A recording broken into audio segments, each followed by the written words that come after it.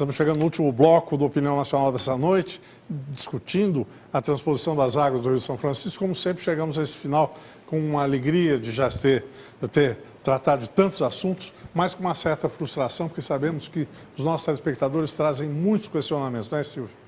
Alexandre, tem muita manifestação ainda, a gente vai ficar devendo para muita gente. Eu só vou rapidamente dizer que tem muita gente reclamando, professor Sarmento, da falta de discussão com as comunidades da região.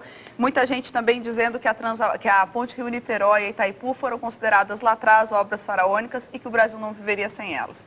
Então, um contraponto. Vou dar os livros, pode ser? Pode. Então, vamos lá. Os livros hoje vão para Kleber Benfica, de Belo Horizonte, Alain Petras, de Jaú, Gigi Castro, do Ceará, Cláudia Carvalho, de Camboriú, Santa Catarina e Luzia Maria, de Campina Grande, Paraíba.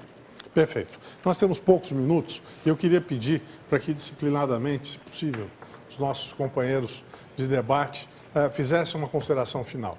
Como é que você termina esse debate e o que você queria dizer para o nosso público, Sarmento? Bom, eu gostaria mais uma vez de enfatizar que nós precisamos retirar do debate essa componente política. Porque enquanto nós ficarmos com um discurso pseudo-técnico, pseudo-ambientalista, e, na verdade, sem confessar quais são os verdadeiros interesses, ou quais são as verdadeiras motivações, aquelas coisas que realmente nos fazem entrar na posição, na rota contrária a esse projeto, e que muitas vezes são até razões inconfessáveis.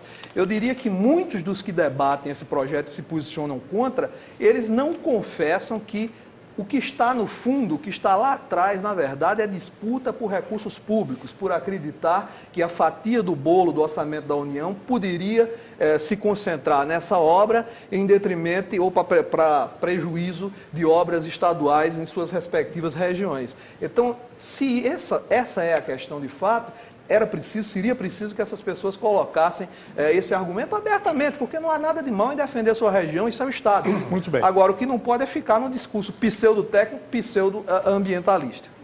Doutor Paulo Souto. Olha, claro que o meu sentimento com relação ao projeto sempre foi um sentimento contrário, por tudo aquilo que eu procurei demonstrar aí, porque ele não atende a nenhum dos pré-requisitos de uma transposição, porque ele está justificado, inclusive economicamente, pela sua grande utilização em irrigação. E é preciso entender também, e esse é o problema, é que eu nem sei se para esses próprios estados receptores, nem sei se em termos de um projeto de desenvolvimento regional, esses recursos não seriam melhor aplicados em outro tipo de projeto. Porque, como eu disse, é querer fazer da água um fator de desenvolvimento numa região como um todo que é escassa em água. Isso não me parece que tenha nenhuma responsabilidade, né, do ponto de vista, inclusive, político, você querer fazer um projeto de desenvolvimento com um fator natural que é efetivamente escasso. Sr. Cássio. Eu estive em Brasília, espontaneamente, como cidadão, para participar de uma audiência pública do grupo de deputados que são contrários ao projeto de irrigação. Eu tive a ousadia, Alexandre, de ir lá dentro discutir esse assunto sem ser convidado. O João Suassuna estava lá. E não me deixaram falar. Depois de ouvir os expositores, vi o João Suassuna, vi o João Moabra, eu me levantei, eu quero falar. E disse, não, você não fala, porque só quem fala é deputado. O João Suassuna estava lá. Aí, eu não tenho medo. O que nós discutimos aqui não foi nem um terço das questões técnicas que eu tenho para discutir sobre esse tema. É muito mais profunda a questão técnica, ele tem razão, tem que tirar o componente político dessa coisa aí. E nós podemos, eu me comprometo a qualquer época, em qualquer instante, em qualquer ponto do Brasil, do país, a discutir com os técnicos este assunto. Perfeito. E mostrar que absolutamente, os que são contrários, estão absolutamente errôneos dos seus pontos de vista. Perfeito. Bom, eu acho que o doutor Cássio está confessando de que o projeto vai ser para irrigação, né? Mas eu acho que é um projeto desnecessário, tendo em vista a quantidade d'água que a gente tem no Nordeste. Então, eu faria, inclusive, um apelo ao presidente Lula, para quando fosse para o Nordeste, para a caminhada dele por lá, reservasse um tempinho dele na sua agenda, para ele conhecer a situação atual do São Francisco, principalmente na região do Baixo São Francisco, tá? Para você ter uma ideia, o IBAMA autorizou um volume de 1.300 metros cúbicos por segundo para chegar na Foz. É o volume mínimo que tem que chegar na Foz. A Chesf está largando de Sobradinho 1.100. Sabe por quê? Porque a bacia do São Francisco, em 2008, choveu abaixo da média e o rio está correndo com pouca água. Então o presidente tem que ver essa realidade, tem que ver um rio serpenteando com um filete d'água sobre um leito completamente assoreado. Perfeito. Professor Jurandir. Bem, essas questões que ele acabou de colocar, elas ocorrem temporariamente em que há uma redução de vazão mesmo, né? Por causa de este ano que passou foi um ano de poucas chuvas. Perfeito. E isso causou problemas não só no São Francisco, em vários outros rios. Mas eu acredito que essas obras de infraestrutura de grande envergadura, elas são importantes para alavancar a economia, né?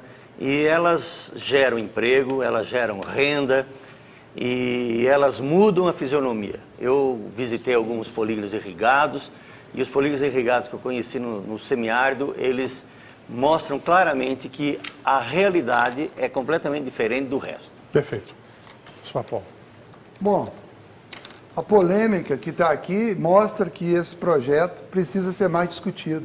É essa a nossa proposta, que o Congresso Nacional discuta, porque está tratando de conflito federativo entre estados, questões indígenas, e isso não pode ser feito só pelo Executivo. O Brasil é uma democracia, tem os 3 poderes.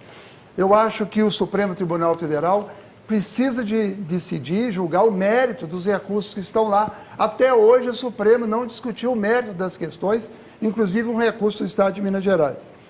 A promessa do governo para poder atrair setores de trabalhadores, de fazer reforma agrária na beira do canal, é inviável. Nós fizemos as contas, teria necessário 300 metros cúbicos por segundo só para fazer uma reforma agrária em 5 quilômetros nas 2 margens de um canal em terras que não tem condição. Então, é um projeto demagógico e a proposta que o povo está discutindo, ela não tem nada de técnica, só tem o aspecto político.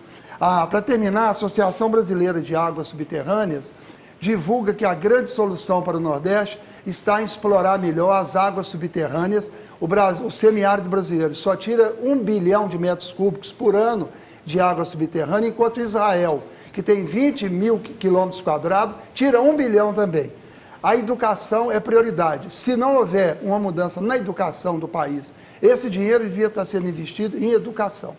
Muito bem. Infelizmente, nosso tempo termina.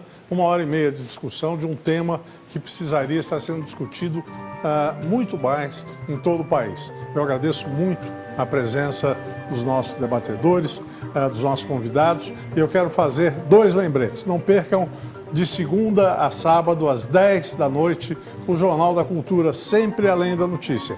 E fique agora com o programa Clássicos. Opinião Nacional volta na próxima quinta-feira, às 10h40 da noite, com o tema O uso de células tronco-embrionárias em pesquisas científicas. Boa noite, obrigado e até lá.